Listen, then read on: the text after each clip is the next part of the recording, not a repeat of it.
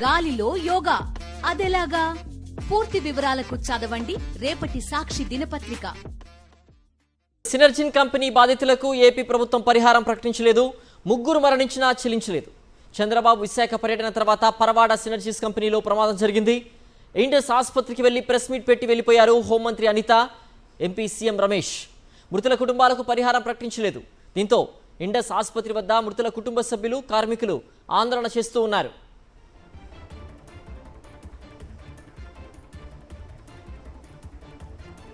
మరింత సమాచారం మా ప్రతినిధి సతీష్ అందిస్తారు. సతీష్, సినర్జిన్ కంపెనీ బాధితులకు ఇప్పటి వరకు ఏపీ ప్రభుత్వం పరిహారం ప్రకటించినట్టుగా తెలుస్తోంది.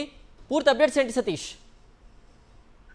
సిద్ధేశ్వర్, విశాఖ ఫార్మా ఇండస్ట్రీ పరవాడ ఫార్మాలో జరిగినటువంటి సినర్జిన్ కంపెనీ బాధితుల వేదన ఆంధ్రప్రదేశ్ రాష్ట్ర ప్రభుత్వం పట్టించుకోవడం లేదు. ఇప్పటికే ఈ సినర్జిన్ కంపెనీలో ఈ నెల 23న జరిగినటువంటి ప్రమాదంలో ఇప్పటికీ మృతుల సంఖ్య 3కు చేరింది. ఆ రోజు చంద్రబాబు ఏదైతే అచ్యుతాపురం సజ్జలోని ఎసెన్సియా ప్రమాదం జరిగినటువంటి మరుసటి రోజే ఈ ప్రమాదం కూడా జరిగింది. అర్ధరాత్రి 12:30 గంటల ప్రాంతంలో సినర్జిన్ ఫార్మా కంపెనీలో జరిగినటువంటి ప్రమాదంలో 4 తీవ్రంగా గాయాలయ్యారు. గాయాలైనటువంటి 4కి కూడా ఇండస్ ఆసుపత్రిలో మేనేజ్మెంట్ చేర్పించింది. అయితే చేర్పించిన తర్వాత సాక్షాత్తు హోంమంత్రి అనిత, బీజేపీ ఎంపీ సీఎం రమేష్లు పర్యటించారు ఇండస్ ఆసుపత్రి. అప్పటికే ముందు రోజు అచ్యుతాపురం ఘటన తీవ్రంగా కలకలం రేపడంతో ఆ ఆసుపత్రికి వెళ్లి పరామర్శించి ఫోటోలు తీసుకున్నారు. తర్వాత ప్రెస్ మీట్లు పెట్టారు.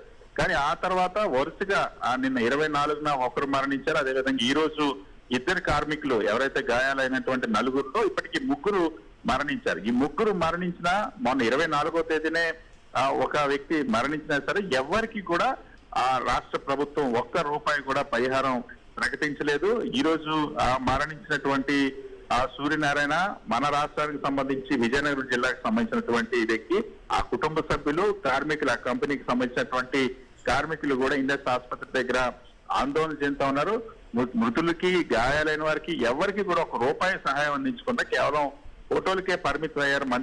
హోంమంత్రి పర్యటన, అదేవిధంగా సీఎం రమేష్ పర్యటన కూడా ఫోటోలకే పరిమితం అవడం పట్ల తీవ్రంగా ఆగ్రహం వ్యక్తం చేస్తున్నారు. రాష్ట్ర ప్రభుత్వం 3 ప్రాణాలు పోయినా సరే కనీసం చలించకుండా ₹1 కూడా పరిహారం ప్రకటించకపోవడం పట్ల తీవ్రంగా ఆవేదన చెందుతున్నటువంటి పరిస్థితి. రాష్ట్ర ప్రభుత్వం అసలు ఆ రోజు వచ్చి వెళ్ళిపోవడం తప్ప వాళ్ళకి సంబంధించినటువంటి వైద్యం ఏ విధంగా అందుతుందో కూడా అధికారులు కానీ ఎవరు కూడా పర్యవేక్షించినటువంటి దాఖలాలు లేవు. సో ఆ రోజే తీవ్రమైనటువంటి గాయాలయ్యాయి. సో ఈ రోజు మరణించారు. సో మరణించిన తర్వాత కూడా ప్రభుత్వం స్పందించకపోవడం, కనీసం ₹1 అంటే ₹1 కూడా పరిహారం కూడా ప్రకటించుకోవడం పట్ల కన్నీరు మున్నీరైన బంధువులు విలపించడంతో పాటు రాష్ట్ర ప్రభుత్వం కనీసం స్పందించడం లేదని తీవ్ర ఆవేదన చెందుతున్న పరిస్థితి.